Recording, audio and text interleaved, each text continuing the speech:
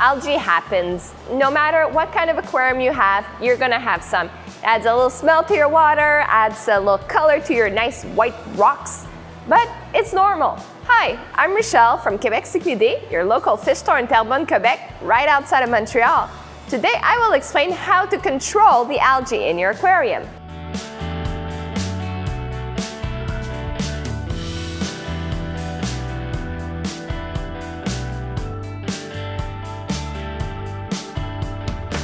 So this is the first of a two-part series. This week we're going to see how we can control the algae in our aquarium. So basically you're always going to have some, but with these tips you're going to be able to not have to worry about it. In the second part we're going to see the different kinds of algae, some more simple, some more complex, and how to deal with them if ever they get out of control. There are two factors that you're going to want to check that will help you have an algae-free, because you're never algae-free, there's always a bit. These two factors are the lighting and the water quality. In this video, I'm also going to see the manual and the fishy ways of controlling algae in your aquarium on a regular basis. How algae eats is with photosynthesis. It takes the light from the sun and it turns it basically into food. It is sensitive to the color temperature of the light and to wavelengths. So first of all, let's talk about sunlight. The first thing you're going to do to keep the algae under control is to avoid putting your tank in direct sunlight. If ever this is the case, you can maybe put up some blinds, because no matter what you do in your aquarium after this, if it's directly in the sunlight, you will always have a lot of green algae. Your aquarium lights also contribute to algae growth. The bulbs that are targeted for plant growth are usually a color temperature that mimics the sun's. So this is delicious for algae. It's an open buffet. So if you have these lights, you might have a little bit more algae than, let's say, if you had some higher temperature bulbs in your aquarium. These other bulbs, even if they do not necessarily promote the algae growth out of the box, they will over time deteriorate. This means that the color temperature and the wavelength will change for this bulb. If ever you start having a lot of algae 6 months to a year after having bought a new bulb, don't do anything drastic, just change your bulb and everything will be fine. Most of the LED lights on the market targeted for the aquarium hobby do not promote algae growth, as their color temperature is a lot higher than the sun's. The LEDs also don't deteriorate over time. They are good for up to 50,000 hours on most models. That's enough time for you to have used up that aquarium and have gotten rid of that ramp, because, well, now you have a bigger aquarium, so you need a bigger ramp. If ever you have an LED ramp and you have a lot of algae, you're probably just keeping it on too long. If you exceed 7 hours a day, the chances are that you might have a little more algae than if you did less than 7 hours a day. Of course, if you have a planted tank that you have to light that many hours, well, I mean, don't cut them down just to cut down on algae. There are a lot more techniques that you can use. Regular water changes drastically reduce the amount of algae that's in your aquarium. In my video about the nitrogen cycle, we saw how most of your fish waste becomes nitrate. Nitrates are normal in an aquarium. As for phosphates, those usually show up when there's a lot of excess food in your tank. Most of the people who have huge phosphate problems, in my experience, have been due to frozen foods. When you're preparing your frozen food and you let it thaw, and once it's thawed, don't put it directly in your aquarium. Take it to the sink and pour it in your net.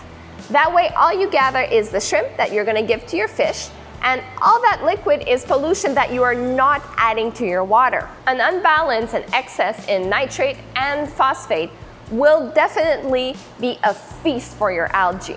For nitrate control, change your water regularly.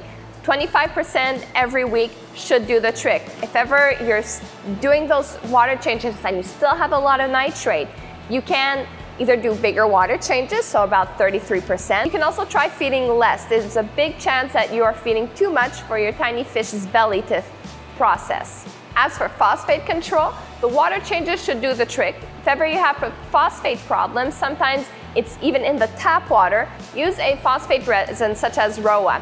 Takes your mind off phosphate for the 6 months of filter life that it has. A little algae in your tank is normal. It doesn't mean that you have to live with it. To get rid of normal algae buildup on your front panel, just use a magnetic scraper and it'll take off all the algae. Be careful not to bother your silicone too much. You don't want to create any unusual wear and tear on your aquarium. Use a scrubber on a stick to get the side and the back panel.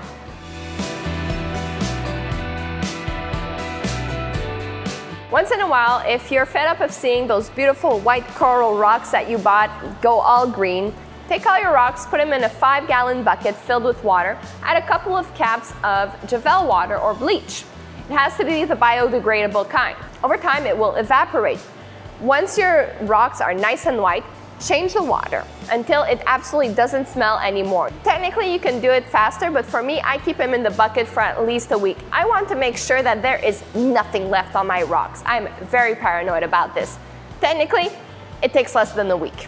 You can also use the chlorine eliminating products such as Sechem Prime or the Fluval water treatment products. If you haven't added a cleaning crew to your tank, what are you waiting for? These fish and inverts will eat the commonly found algae in your tank, leaving it pristine. For the cichlid aquarium, Ancistrus are the way to go. These fish will grow up to 4 to 5 inches tops. They work very hard and they can adapt to the higher pH and GH of your aquarium. I suggest adding one for every 40 gallons depending on your needs. If you have a 55-gallon tank, you put just one and he's doing a great job, go for it. In the cichlid aquarium, if you have imbunas, for example, these will feast off of the longer hair algae. You won't notice you have it because they will take care of it as soon as it appears. But there's always still a little film of the shorter hair algae that's left.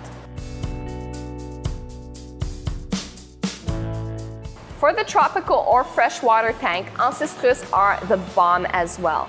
They adapt to most pHs over 7. You can also use other algae eaters like the CICHLIDS or the Siamese algae eater. As for inverts, Narita nails are the best. They will not breed in fresh water, so you won't have an infestation of snails in your tank.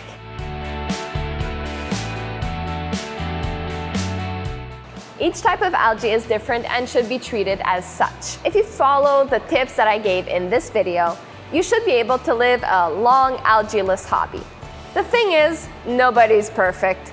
In part 2 that will be published next Thursday, we will be seeing the different kinds of algae and how to treat them if ever they proliferate in our aquarium. So make sure not to miss that video. Click that subscribe button right down there. So that's it for today. Thanks for tuning in. If you like this video, leave me a thumbs up. You can also write in the comment section if ever you have an algae story you'd like to share. You can follow me on Facebook, on Instagram, and I have a great website where you can shop online and see all the fish I have for sale. I'll be seeing you next week.